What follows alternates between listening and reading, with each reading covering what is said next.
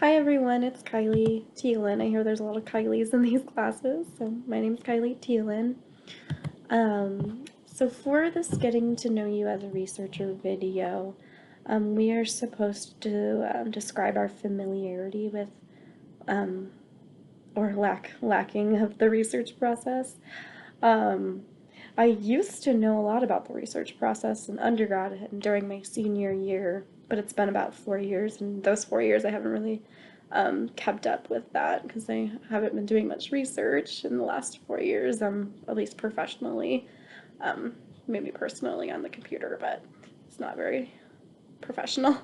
So my lacking knowledge of the research process, I would say, so during undergrad, I'll explain that a little bit. I had to do a lot of research on a topic that I chose. I chose a topic on breastfeeding because I was really interested in that and still kind of am, being a mom. So we did a research proposal, and during the whole semester wrote a paper and learned about the research process. We didn't do the actual research, like a study on a population or anything. We just wrote a proposal how we would do the research. So that's kind of my familiarity with the research process.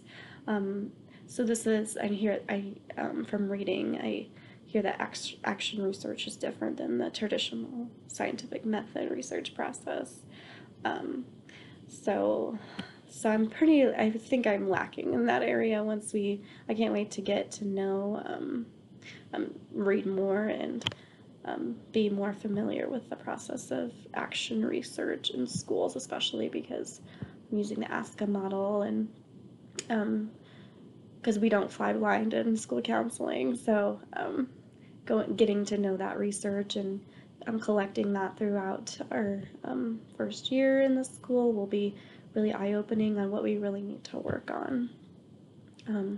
So for something that I use and consume on a daily basis, and that is pretty much researched and developed for kids, are those Munchkin 360 Miracle Cups. I'm not sure if any of you have heard of them, but being a mom of a 1-year-old, I'm always researching the best products. All those first-time moms want to have the best things, so of course that's me too. So I have a little bit of a description of these cups. They are those cups where they don't have like a spout on them, like a traditional sippy cup would. It's just like a round cup where that if you put pressure on the inside, it'll just come out. So it just looks like a regular cup, and it's supposed to be better for their teeth, and it's also non-spill. So my daughter started using one of those maybe like 3 months ago. So she was probably about 9 months at the time, and she actually learned how to use it from a few trial and error. So now she doesn't even use a sippy cup hardly at all anymore. She uses this 360 cup. So I've researched this and hear that it's just really good for their teeth. So they're not using a sippy cup for a lot of months after. That is something that I use on a daily basis. So one research ethical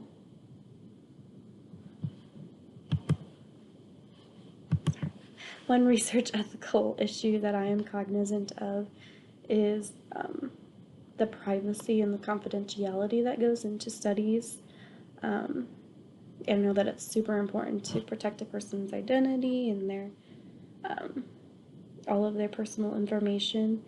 How I will incorporate that into a study, into my study that I will potentially do in this class, is just being aware of those things and the confidentiality that you have to have, but at the same time getting not the personal information, the right information that you need from them. So I know that can kind of cross boundaries a little bit, and that can be hard to gather the correct information. Also, I want to say that I'm really excited to get to know. I'm glad this is like one of the first classes that we take in, because setting those ethical, setting the guidelines for those to have ethics and action research and using that research in schools, I think is very important, and getting to know those things right away before we go into our practicums and those types of things getting into the school is super important, I think. So it's good to learn about it before we start those. Thank you.